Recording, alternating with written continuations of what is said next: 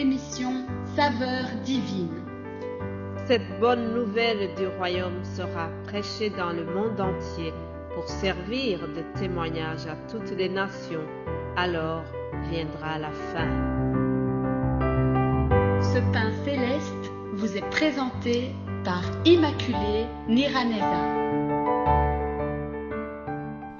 Shalom, shalom, mes bien-aimés de Dieu qui écoutent l'émission Saveurs divines. Quelle joie, quelle grâce de pouvoir encore une fois venir vous partager cette parole précieuse de Dieu. C'est un honneur et j'espère que cette parole va vous trouver en bon état spirituel et physique. Vous savez que durant la semaine ici, nous avons mis à l'honneur les enfants. Les enfants, un cadeau de Dieu. Les enfants sont précieux aux yeux de notre Dieu et c'est pour cela que nous avons voulu les mettre à l'honneur cette semaine. Alors hier, je vous ai parlé d'un enfant qui a été donné dans cette famille de la Sunamite.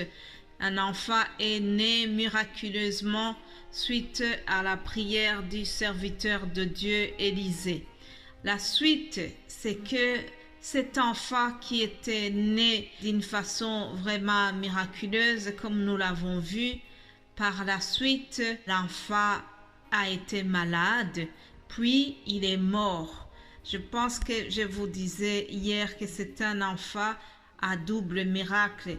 Le premier miracle qu'il y a eu dans sa vie, c'est qu'il est né. Donc, après beaucoup d'années d'attente, les parents étaient déjà vieux et l'enfant est né vraiment après les prières intenses, après un miracle de Dieu. C'était un enfant qui est né après le passage du serviteur de Dieu dans cette famille et qui a prié pour que Dieu leur donne un fils.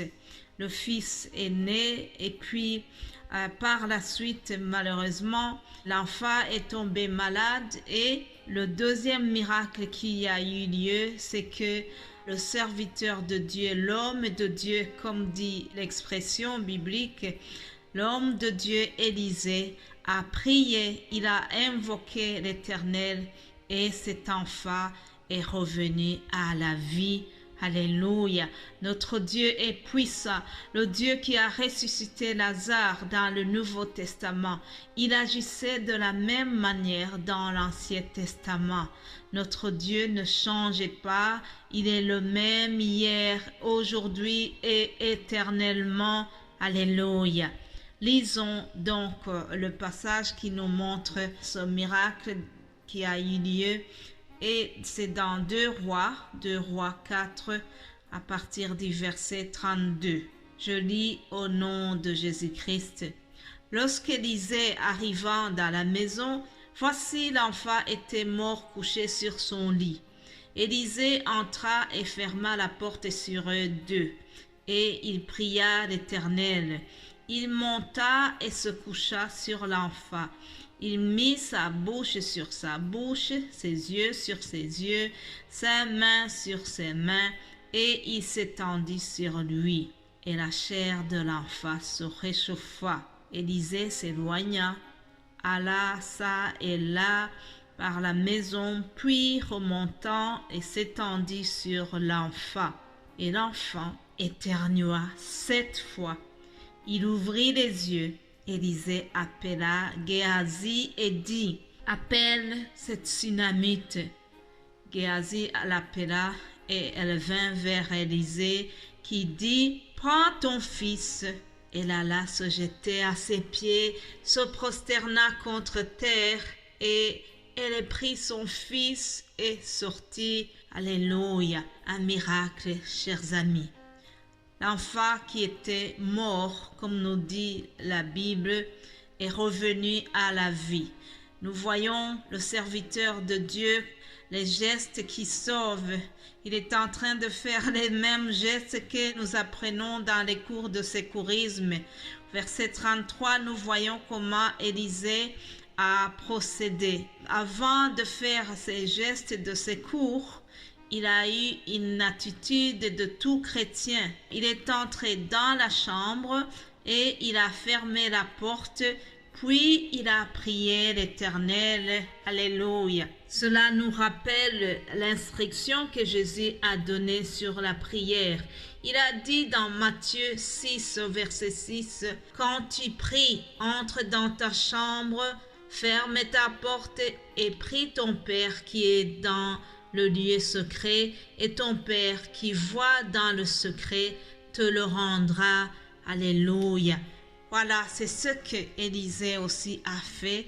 Il est entré dans la chambre, il a fermé la porte, puis il a invoqué l'Éternel parce qu'il était devant un problème de quelqu'un qui est mort. Il a imploré Dieu et l'Éternel a répondu favorablement à sa prière. Nous voyons les gestes qu'il a fait.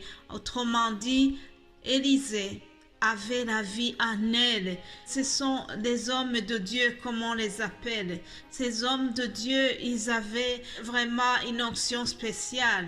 Élisée représentait le Dieu d'Israël. Il avait donc à la faveur de Dieu et il avait surtout l'autorité de Dieu. Alors, par tout ce qu'il avait reçu comme qualité divine, il a utilisé cela et il a transmis la vie à cet enfant qui était mort. Alléluia.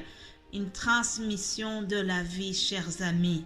Le récit nous dit que Élisée s'est éloigné, puis il est revenu, puis l'enfant a éternué 7 fois. Éternué 7 fois. Le nombre 7, c'est la plénitude de Dieu.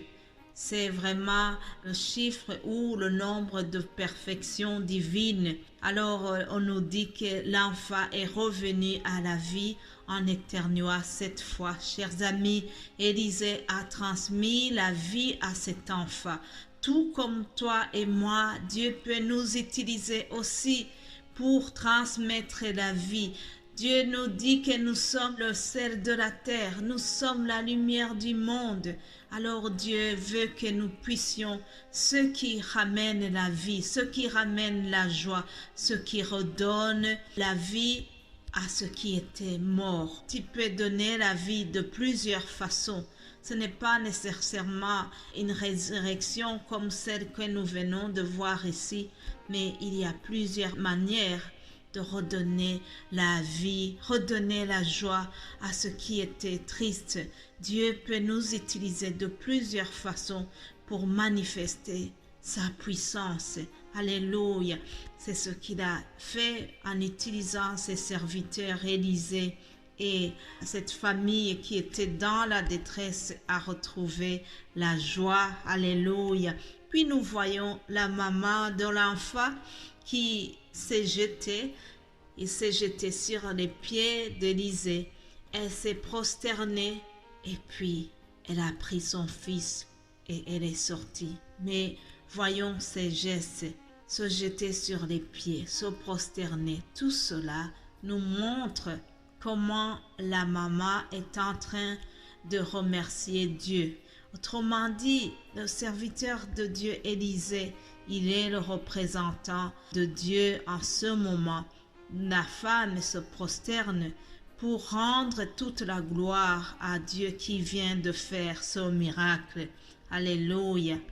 Mais bien-aimés de Dieu, l'Éternel a honoré ses serviteurs en leur faisant des grandes choses, des miracles comme nous venons de voir, des miracles comme la résurrection de cet enfant. Dieu a utilisé Élie. Et la Bible nous dit qu'Élie était un homme de la même nature que nous.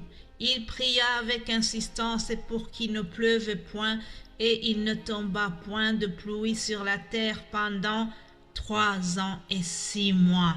Chers amis, aujourd'hui, nous sommes à la place de tous ces gens. Si nous nous mettons à disposition de Dieu et si nous croyons en lui, il peut nous utiliser puissamment aussi. Comme il a utilisé Jean-Peter Schmidt, comme il a utilisé Billy Graham, comme il a utilisé Chris Nikuman, aujourd'hui aussi tu peux te mettre à la disposition de Dieu parce que il a encore beaucoup de choses à faire au travers nous qui croyons à lui. Alors, je vous souhaite de passer un bon week-end. Nos émissions se terminent ici et par la grâce de notre Seigneur, nous allons nous retrouver lundi. Passez un très très bon week-end et soyez bénis abondamment. Amen.